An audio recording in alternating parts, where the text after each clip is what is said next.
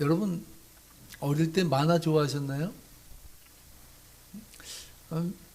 아마 그 당시에는 뭐 TV도 별로 많이 없었고 하니까 만화방이 되게 성행을 했습니다. 요즘은 만화방이 어떤지 모르겠지만 옛날에는 만화방에 가면 뭐 쫀득이도 팔고 뭐 여러 가지 간식도 먹으면서 그 만화 삼매경에 빠졌던 때가 있었습니다. 이영미 전사님하고 이미구 집사님은 만화의 광입니다. 그 돈만 생기면 만화방에 갔대요. 그 두 분을 만나려면 만화방에 가야 만날 수 있다고 할 정도로 만화를 많이 좋아했다고 하는데요.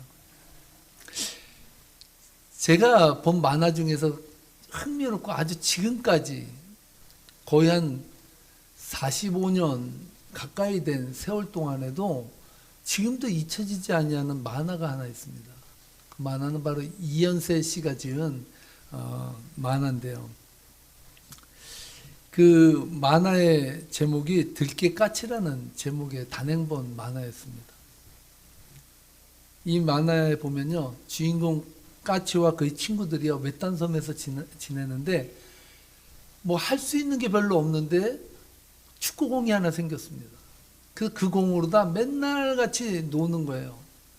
그래서 그 아이들을 위해서 이 감독이 아주 탁월한 명장의 감독이었습니다. 그래서 열심히 이 아이들을 훈련을 시켰어요. 축구 공차기 훈련을 시켰습니다.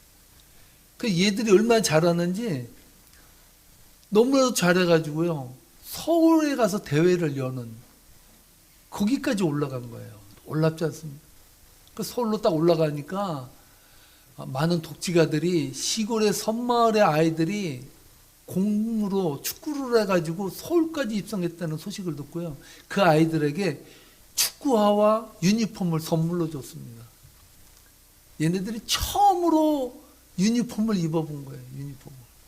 너무나 좋은 거예요. 너무나 좋은. 그래가지고 경기를 뛰는데 결과가 어떻게 됐겠습니까? 열심히 뛰어야 될 아이들이 공이 오면은 도망가. 공이 오면 도망가고 상대 선수가 공격을 해오면 옆으로 피해줘. 골을 넣을 수 있도록. 가만히 감독이 보니까 안 하던 짓을 하거든요. 아니 얘네들이 왜 이렇게 갑자기 못하는 애들이 됐나. 가만히 봤던 얘네들이 유니폼을 버리지 않으려고. 이 유니폼을 아주 그냥 고이 간직하려고 유니폼 때문에 피해 다니는 거예요. 공을. 그래서 이 감독이 불렀습니다. 아이들을. 그래가지고 그 흙 있잖아요. 운동장에 아이들을 야, 다 같이 누워 굴러 그랬다는 거예요. 그러니까 애들이 그냥 그 아까운데도 불구하고 감독이 명령하니까 어떻게 해요? 그 땅바닥에서 막 굴렀어요. 굴렀어. 그러고 나서 어떻게 되겠습니까? 얘들이 겁나는 게 없어졌어. 이미 베린 거. 에? 더 진흙탕 묻어야, 더 흙이 묻어야 얼마나 더 더러울 수 있어. 그러니까 아이들이 그냥 저돌적으로 막 죽기 살기로 뛰어가지고 어떻게 됐겠습니까? 나중에 우승을 해. 우승을 안 하면 만화가 아니지. 참 제 인상에 많이 남았어요. 여러분, 이 이야기 속에서 한 가지 우리가 깨닫는 게 있어요. 우리가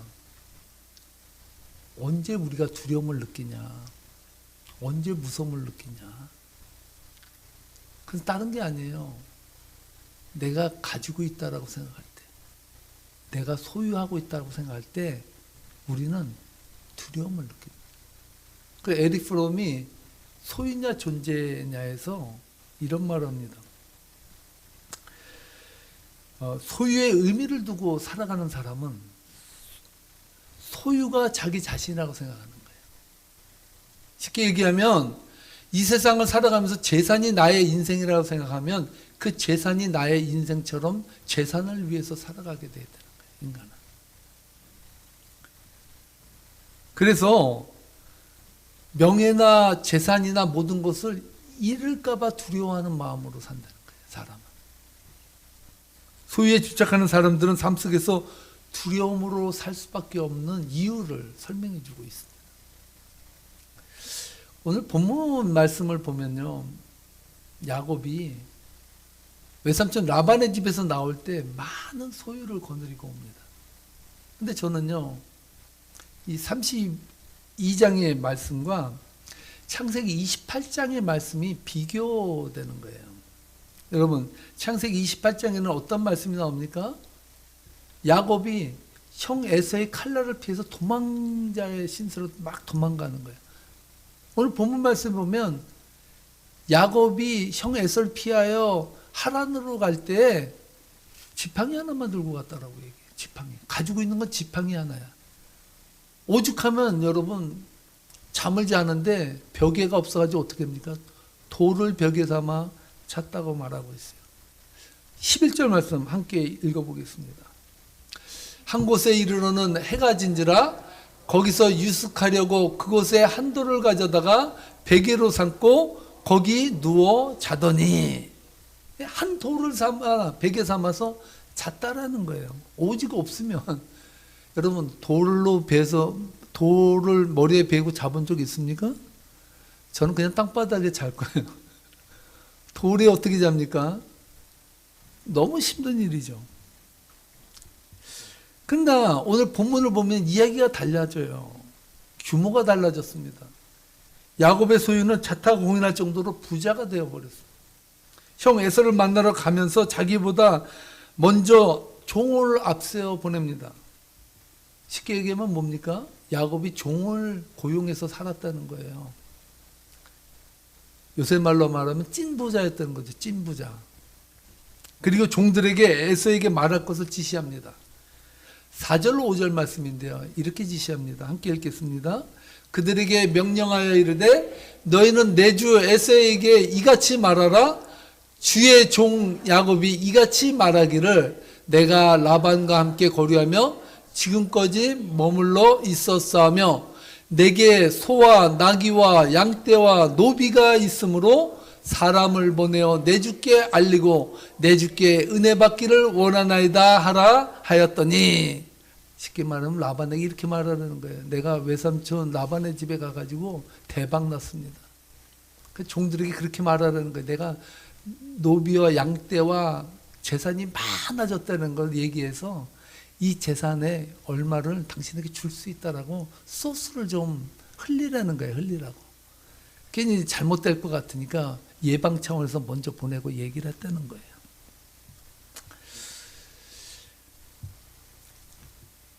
여러분, 그런데요, 오늘 본문 말씀에 보면 여러분들에게 질문 하나를 던지겠습니다. 여러분,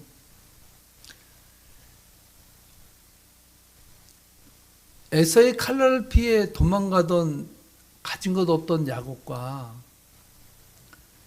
많은 소유를 가지고 에서를 만나러 가는 야곱 사이에 누가 두려움이 더 많았을까요? 어느 상황이 두려움이 더 많았겠습니까? 당연히 후자 아닙니까? 소유가 많아지면 두려움이 생기기 시작하는 거예요. 그래서 여러분, 두려움과 소유는 비례해요. 가진 것만큼 두려움이 훨씬 커지는 거예요. 두려움이 많다는 것이죠.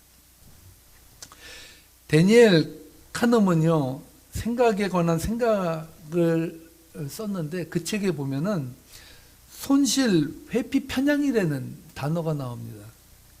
이것은 뭐냐면 인간은요, 100달러를 얻었을 때의 기쁨하고 100달러를 잃었을 때의 고통하고 따져봤을 때 얻은 기쁨보다요 100달러를 잃은 슬픔이 더 크대. 사람은 잃어버리는 것에 대한 애착이 심하다는 것입니다. 그러니까 바꿔 말하면 뭡니까? 뇌가 손실 감시 모드로 전환한다는 거예요. 그래서 가진 게 많을수록 불안이 커진다는 거예요. 그 옛날에 그 말 있지 않습니까? 우리나라 옛말에 천석구는 1000가지 걱정을 하고 만석구는 10,000가지 걱정을 한대. 성경에도 말하잖아요. 어느 부자가 재물이 너무 많아가지고 걱정이 된 거예요. 왜? 쌓을 곳이 없는 거예요. 그래서 이 쌓을 곳을 어떻게 할까 하다가 밤새 궁리해서 얻은 결론이 그래, 내일 창고 하나 더 짓자 이랬다는 거예요. 그런데 예수님이 그렇게 말합니다. 어리석은 자야, 오늘 밤 내가 네 영혼을 취하리니 네 소유가 누구 것이 될 것이냐. 한번 알아맞혀 봐라. 이랬단 말이에요. 죽으면 말짱 도루묵이라는 거예요. 그런데 인간은요, 소유 때문에 괴로워하고, 소유 때문에 불안해하고, 소유 때문에 두려워한다는 거예요. 그게 인간이라는 거예요. 그래서 하나님은요, 미운 자식에게 재물을 엄청 안겨준대. 그래서 그 재물 때문에 고생하고 오라고. 오늘 본문 말씀에 보면요, 마하나임이라는 단어가 나와요. 그 단어는 하나님의 군대라는 단어인데요. 야곱을 한번 보십시오. 종을 먼저 보내서 에서의 간을 보았습니다. 그런데 돌아온 종들의 대답이 심상치를 않아요. 자기가 생각할 때 이 정도 가축과 돈이 있다면 돈 좋아하는 에서가 자기한테 잘할 텐데 하고 보냈는데 이상한 대답이 와. 6절 말씀인데요. 함께 읽어보도록 하겠습니다. 사자들이 야곱에게 돌아와 이르되 우리가 주인의 형 에서에게 이른즉 그가 400명을 거느리고 주인을 만나려고 오더이다. 이렇게 말합니다. 아니, 보낸 그 종들이 돌아온 대답이 뭐냐면 지금 그 재물에 관심 있고 없고 그건 둘째치고 지금 400명의 군사들을 이끌고 당신을 만나러 지금 오고 있어요. 이렇게 말했다는 거예요. 환장할 노릇이죠. 환장할 노릇이죠. 에서를 만나고 돌아온 종들의 입에서 전해진 말이 야곱을 용서하고 받아준다는 말이 아니라 400명을 거느리고 야곱을 만나겠다고 지금 오고 있다는 말이었다는 거예요.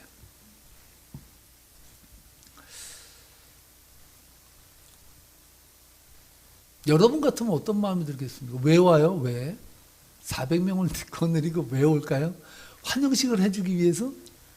아니, 환영식을 오면 해주면 되지. 뭐 힘들게 400명이나 끌고 오냐고. 야곱은요, 겁이 펄컥. 너무 두려운 거예요. 너무 두려운.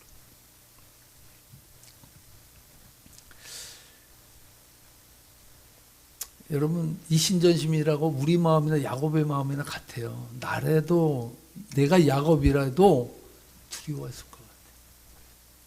근데 제가요, 오늘 이 본문 말씀을 묵상하면서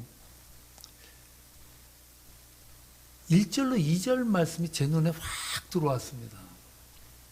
1절로 2절 말씀에 보면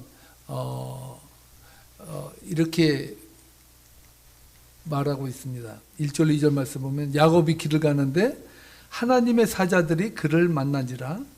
야곱이 그들을 볼 때 이르기를 이는 하나님의 군대라 하고 그 땅 이름을 마하나임이라 하였더라. 아멘. 오늘 이 본문에 보면 형 에서를 만나기 위해 가는 길에 먼저 하나님의 사자를 만납니다. 그들 보고 이름하기를 하나님의 군대라고 말했습니다. 그래서 그 땅 이름을 마하나임이라고 했어요. 마하나임이라는 뜻은 하나님의 군대의 복수예요. 그러니까 쉽게 얘기하면 하나님의 군대에 무리들이 있었다는 거예요. 영적으로. 하나님이 에서를 만나기 전에 이미 환상 가운데, 꿈 가운데 하나님께서 열어서 보여준 거예요. 야, 네 뒤에는 하나님의 군대가 진을 치고 있다는 걸 보여줬어요.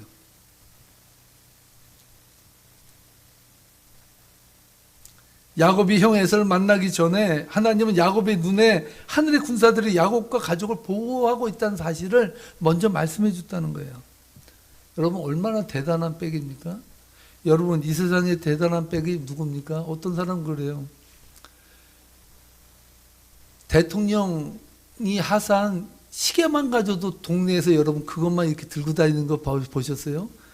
봉황 그림 있잖아요. 봉황 딱 그린 거. 옛날에 취임식하면 선물로다가 대통령이 하사한 시계가 있어요. 동네에서 그것만 가져도요, 목에다 여러분 첫사줄 메고 다녔어요.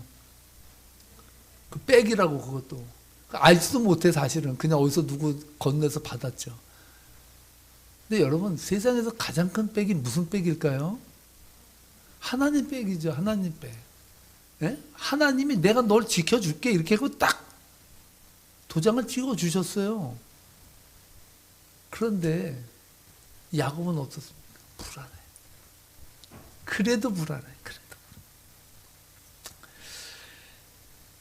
하나님께서 너를 보호하겠다고 말씀에도 불구하고 400명이 야곱을 만나러 온다는 소식을 듣자마자 너무나도 불안해지기 시작한 거예요. 7절 말씀을 보면 답답하고 두려운 야곱의 마음을 그대로 전달해주고 있어요. 함께 7절 말씀을 읽어보겠습니다. 야곱이 심히 두렵고 답답하여 자기의 함께한 동행자와 양과 소와 낙타를 두 떼로 나누고. 아멘. 여러분, 야곱이 얼마나 약은 사람입니까? 야, 이거 안 되겠는데? 돈으로 안 될 것 같다. 그럼 어떻게 합니까? 자기가 가진 양떼를 두 떼로 나눴어요. 이거 에서에게 이게 그 갈 재산 하나 놓고 또 한 재산은 뭡니까? 가지고 튈 재산. 가지고 또 이거를 뺏기면 빨리 주랭랑을 치려고 두 떼로 딱 나눠가지고 작전을 쓴 거야. 저 언덕에다 두 떼를 남겨놓고 밑에 보는 거예요. 이 양떼를 가져가나 안 가져가나. 그 가져가면 빨리 도망가고 안 가져가면 어이구 형님하고 이제 내려오려고 이제 작전을 딱 쓴 거죠. 기가 막힌 분이에요. 저는 이 말씀을 묵상하면서 여러분 믿음의 사람에 대해서 생각해봐요. 여러분 믿음의 사람이 뭡니까? 믿음의 사람. 난 믿음이 있어. 믿음이 뭡니까? 믿음이 두려움이 없는 상태일까요? 많은 사람들이 생각합니다. 두려움이 없어야 믿음이 있다라고 생각을 해요. 근데요, 성경은요, 믿음이 두려움이 없는 상태라고 말하지 않아요. 성경이 말하는 믿음은 두려움에 직면할지라도 그 두려움 속에서 하나님을 의지하느냐 안 하느냐의 차이예요. 두려움은 똑같이 온다는 거예요. 여러분 김 목사에게 물어보십시오. 매일 성경 보고 하나님께 기도하고 말씀 전하면 김 목사님은 두려움 없어 좋겠네. 좋긴 뭐가 좋아. 천석구는 천가지 걱정, 만석구는 만가지 걱정이에요.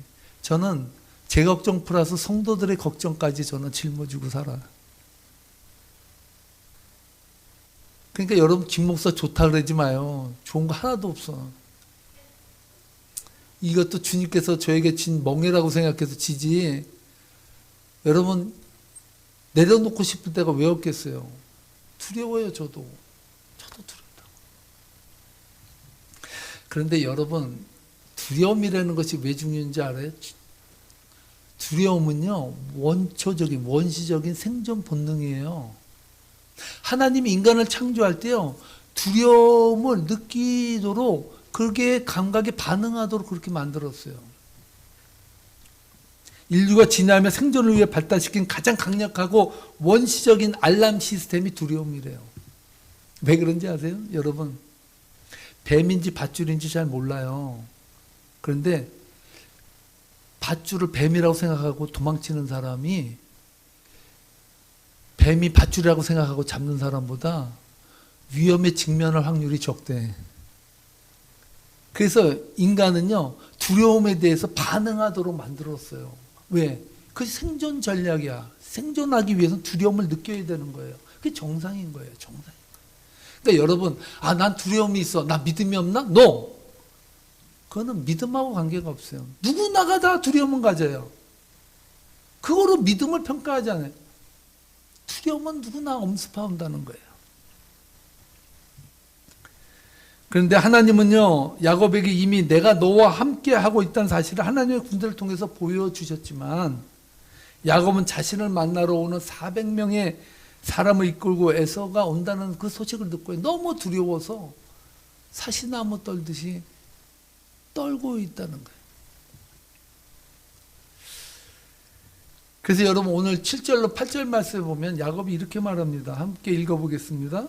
야곱이 심히 두렵고 답답하여 자기와 함께한 동행자와 양과 소와 낙타를 두 떼로 나누고 이르되 에서가 와서 한 떼를 치면 남은 한 떼는 피하리라 하고. 아멘. 전 여기서 여러분들에게 이 질문을 드리고 싶어요. 여러분 양떼를 나누던 시스템을 바꾸던 뭐를 처리하던 중요한 것 한 가지. 그렇게 한다고 해서 야곱에게 두려움이 없어졌을까요? 여러분들이 인생의 두려움 때문에 생존 전략을 짜고 계획을 짜고 미래를 계획하고 이런저런 궁리를 다 한다고 해서 여러분 두려움이 그럼 사라질까요? 절대로 그 두려움은 사라지지 않아요. 절대로 그 두려움은 사라지지 않습니다.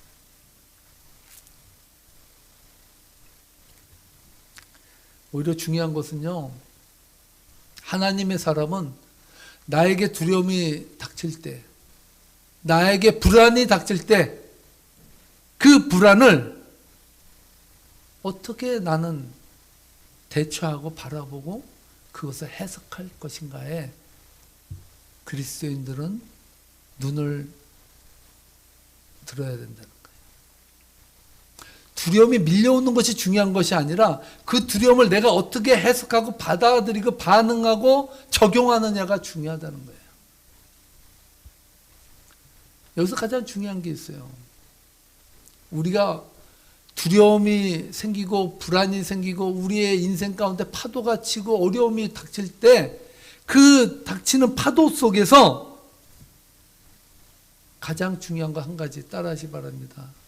하나님의 주권을 인정하자. 내 인생을 하나님이 잡고 가신다는 것을 인정하자는 거예요. 나에게 어려움이 닥쳤다면 역으로 말하면 하나님이 내 인생에 간섭하신다는 거예요. 내가 뭐라고? 내가 인생을 마음대로 내 뜻대로 내 의지대로 내가 살아갈 수 있는 인생인데 하나님은 나를 잡고 두려움 가운데서 자석처럼 끌고 오신다라는 거예요. 왜 그럴까? 왜 그럴까? 여러분, 우리 인생에 두려움이 있다는 사실은 역으로 말하면 하나님이 내 인생을 잡고 간다라는 증거예요. 버린 자식은요 그냥 내어버려요. 두려워하던 말던 이 세상 것으로 누리고 살던 말던 그냥 놔둬요. 내어버려두는 저주가 가장 큰 저주라 그러지 않습니까?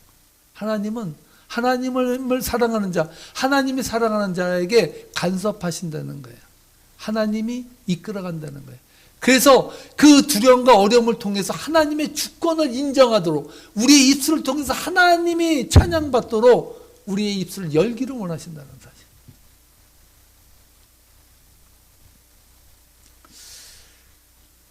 그래서 우리는 야곱의 대비책이 무리를 두 때로 나누는 것이었다면 우리의 기도의 제목이 두려움을 물리쳐 달라는 기도라면 그 두려움은 물리쳐지지 않아요. 두려움을 물리치는 것이 문제가 아니에요. 가장 중요한 것은 무엇입니까? 주님을 의지하고 주권을 인정하는 기도. 하나님의 주권을 인정하는 그 기도를 통해서 하나님은 우리들에게 두려움을 제거해 주시기를 원한다는 것입니다. 저는 오늘 이 말씀을 통해서 오늘 어제 새벽 예배 때 드렸던 시편 56편의 다윗의 기도가 떠올랐습니다.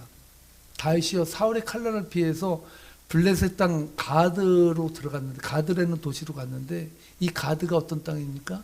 이 가드는요 다윗이 물맷돌로 죽인 골리앗의 고향이 가드예요. 사울의 칼날을 피해서 도망갔는데 거기가 골리앗의 고향이야. 완전히 죽음 앞에 간 거예요. 붙잡혀가지고 다윗이 미친 행세를 하면서 거기서 연극을 합니다. 그때 가당 아기스가 뭐라고 말합니까? 야, 우리나라에 미친놈이 없어서 이 미친놈을 하나 더 붙이냐? 빨리 내어 쫓으라 그래요. 그래서 살아났어요. 다윗이 기가 막히게. 그렇게 살아나고 나서 다윗은 얼마나 하나님의 은혜를 생각했겠습니까? 그래서 지은 시가 바로 시편 56편의 시라는 거예요. 56편 3절과 11절에서 이렇게 고백하고 있습니다. 3절과 10절, 11절 말씀 함께 읽어보겠습니다. 내가 두려워하는 날에는 내가 주를 의지하리이다. 내가 하나님을 의지하였은즉 두려워하지 아니하리니 사람이 내게 어찌하리이까. 아멘. 여러분, 다윗은 두려움이 엄습할 때 인간적인 방법을 먼저 사용한 것이 아니라 하나님을 의지하는 믿음으로 나아갔다는 사실이에요. 내가 두려운 날에는 하나님을 의지하겠습니다. 역으로 뭐예요? 내가 하나님을 의지하니까 두려워하지 않겠습니다. 라는 결단을 했다는 거예요. 결단. 사랑하는 성도 여러분, 믿는 자나 안 믿는 자나 한 가지 꼭 기억해야 될 것이 있어요. 두려움은 피할 수 없어요. 두려움을 피하려고 하지 마세요. 두려움은 피한다고 해서 없어지는 게 아니에요. 그래서 두려움을 피하게 해달라고 기도하지 마세요.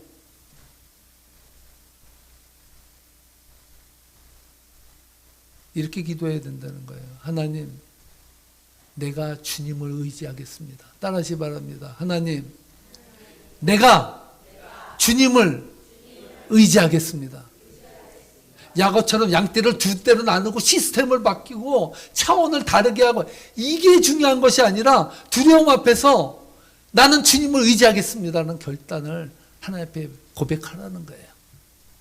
그때 우리 속에서 두려움이 물러날 것이라고 말합니다. 저는 오늘 이 본문 시편 56편 11절 말씀에서 마지막 구절이 은혜가 됐어요. 뭐라고 말합니까? 다시 한번 11절 말씀 읽어보겠습니다. 내가 하나님을 의지하였은즉 두려워하지 아니하리니 사람이 내게 어찌하리이까. 아멘. 저는 다윗의 영성이 여기 있다고 봅니다. 다윗은 확신합니다. 사단아, 내가 나에게 할 수 있는 것이 뭐냐? 내 목숨 외에 네가 건들 수 있는 것이 무엇이냐? 사람이 나에게 어찌할 것이 있냐? 이렇게 말했던 거예요. 네가 나에게 어떻게 하냐라는 거예요. 당당하게 하나님의 주권을 인정하고 하나님 앞에 사람이 내게 얻지 못합니다. 사람이 나에게 할 수 있는 것은 한계가 있습니다. 두려움에는 한계가 있습니다. 이것을 뚫고 하나님 앞에 나아가기를 원합니다라고 다시 고백할 때 하나님의 은혜가 임했다는 사실. 사랑하는 성도 여러분, 인생길 가는 동안 우리는 여러 가지 두려움을 만나요. 여러분, 그 두려움을 만날 때마다 어떻게 반응하겠습니까? 오늘 성경은 우리들에게 말합니다. 우리에게 닥치는 두려움 앞에서 여러분들은 어떠한 고백을 드리겠느냐? 따라하시 바랍니다. 사람이 내게 어찌하리이까? 이 말씀을 붙들고 당당하게 담대하게 하나님의 자녀처럼 앞으로 나아가서 두려움을 극복하고 이기는 복된 성도 되시기를 주님의 이름으로 축복합니다. 기도하시겠습니다.